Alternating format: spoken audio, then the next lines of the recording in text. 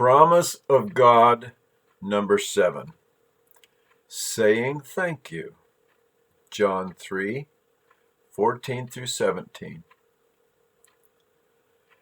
And as Moses lifted up the serpent in the wilderness, even so must the Son of Man be lifted up, that whosoever believeth in him should not perish, but have eternal life.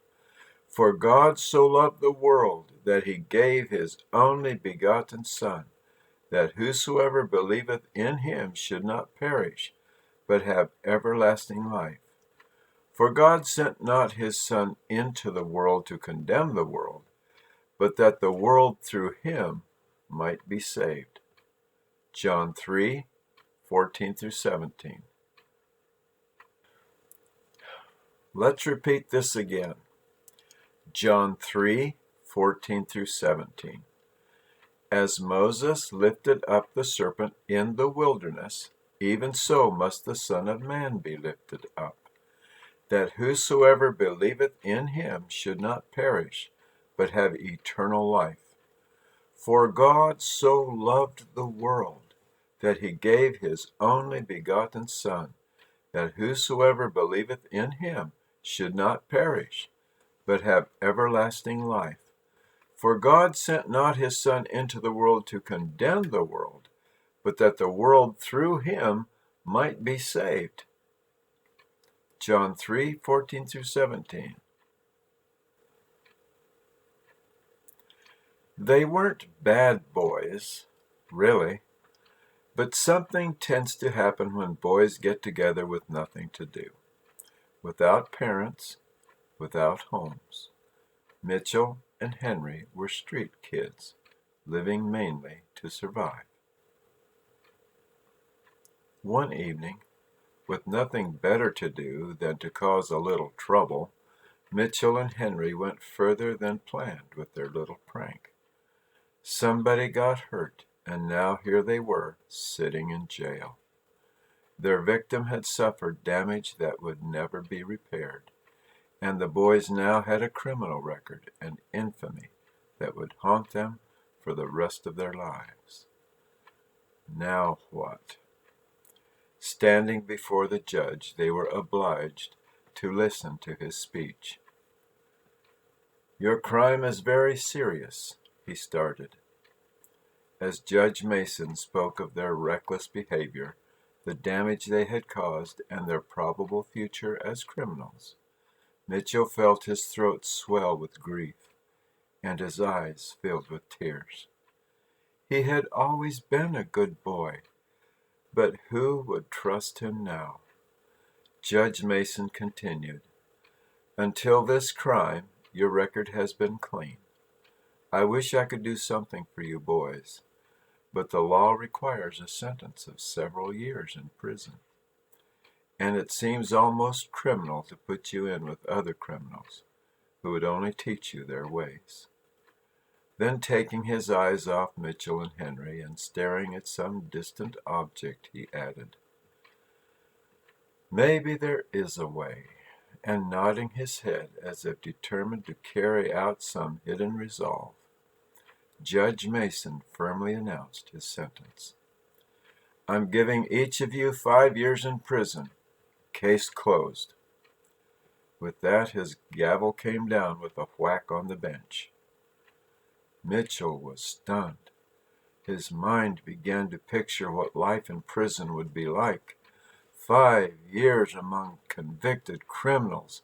What will they do to me? But what's this? The judge had stood up and was taking off his judge's robe as he started to speak.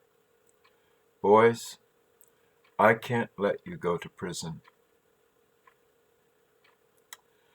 I'm taking your sentence myself." Then to the court guard he commanded, "Cuff me up and take me away, sir." Then turning back to the boys, he asked, "Would you be willing to come and visit me once a week?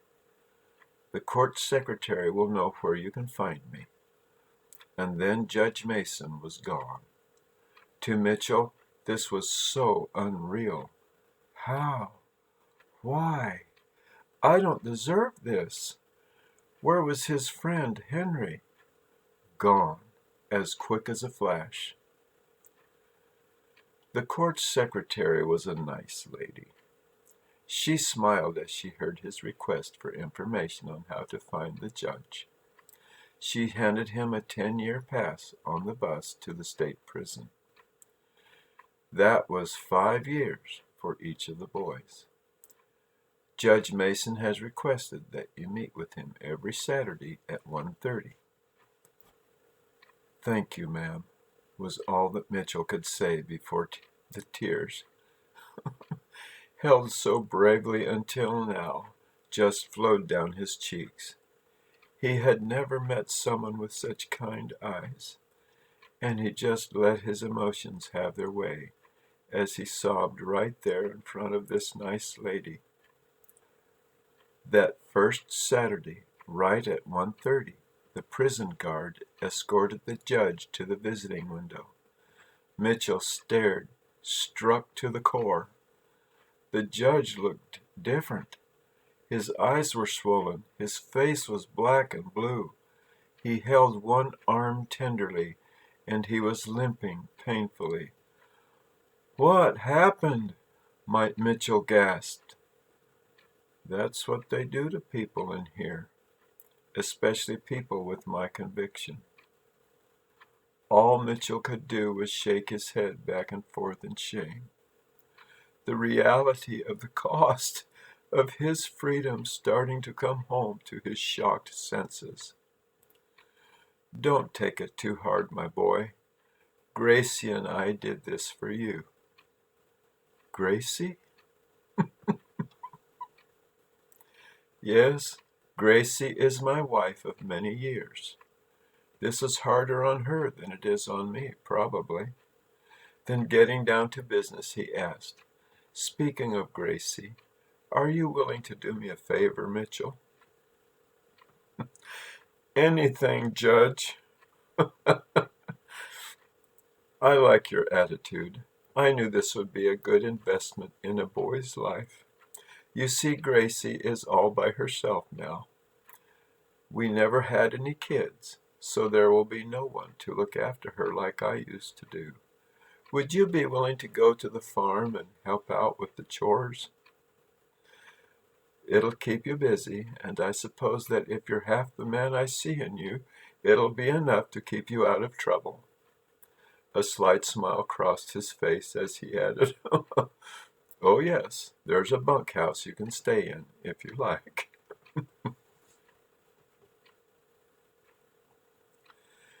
Anything for you, Mr. Judge, you and Mrs. Gracie. I will do my very best. Mitchell couldn't believe his good fortune. He even had a place to stay. You can call us Mr. and Mrs. Mason, if you will. Sure thing, Mr. Mason, and I'll take care of the farm. And I'll come see you every Saturday. That's my boy. Stop by the court secretary. She has an envelope with directions to the farm, along with some other necessary information. Standing on the front porch, waiting for Mrs. Mason to answer the door, Mitchell wondered how she would feel, facing the jerk of a kid who did this to her husband. Then the door opened, and a middle-aged woman with a kind and smiling face peered out at him. Oh, you must be that nice boy Mr. Mason told me about. Come in, Sonny.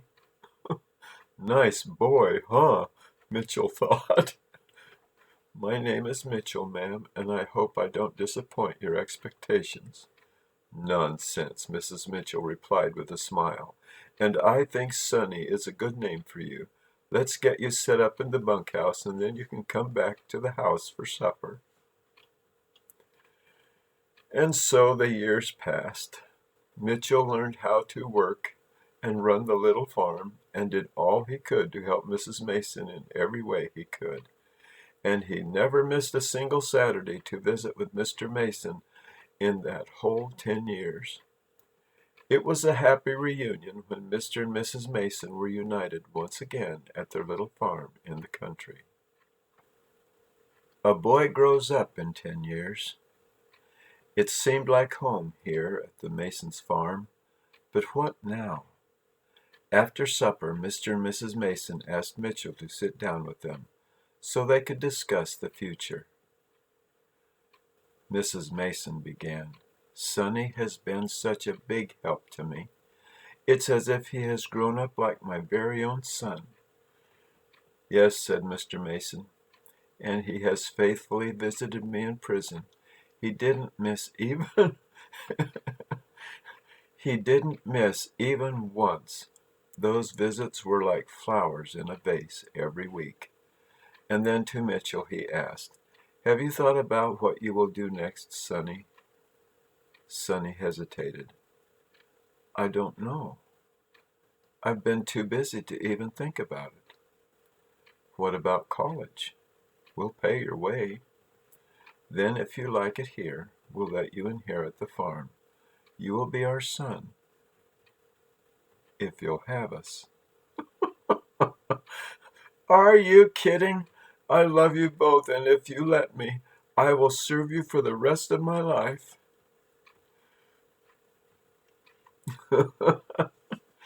Made up story?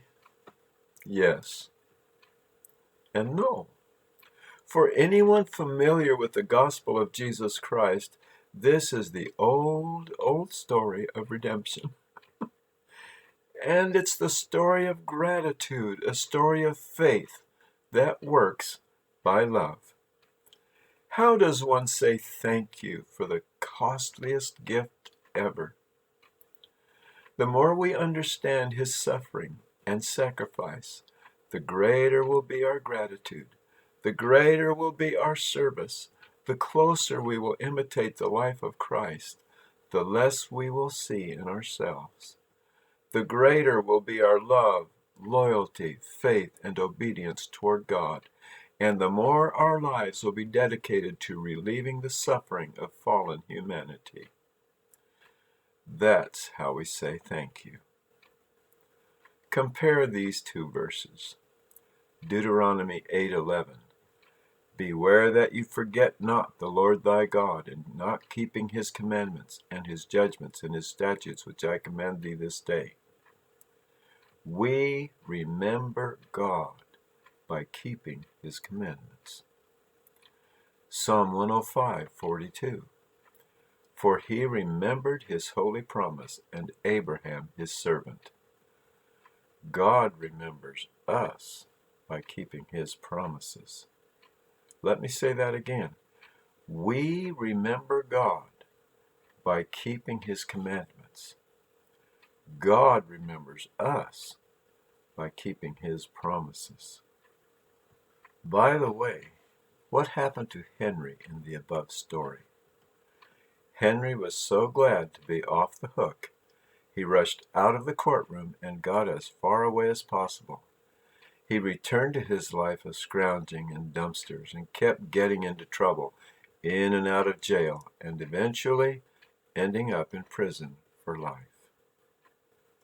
When we sin, we wound him all over again, shaming his holy name. When we sin, the devil taunts him, throwing mud in his patient face. When we sin, we disown him and refuse his efforts to deliver us from bondage. Jesus died to set us free, not free to sin, but free from sin. And if we have faith that this is really true, will we not gladly serve him in obedience to all his commandments and in relieving the suffering we see all around us? We are free, folks, free from condemnation of the law and free from bondage to sin. When we finally understand what God paid to buy us back from the land of the enemy, when we walk free from our past, when we know truly that we don't have to sin anymore, we will be free at last. Free. John 3:14 through 17. And as Moses lifted up the serpent in the wilderness, even so must the Son of Man be lifted up, that whosoever believeth in him should not perish, but have eternal life. For God so loved the world that he gave his only begotten Son, that whosoever believeth in him should not perish, but have everlasting life. For God sent not his Son into the world to condemn the world, but that the world through him might be saved. John 3:14 through 17. There you have it, folks.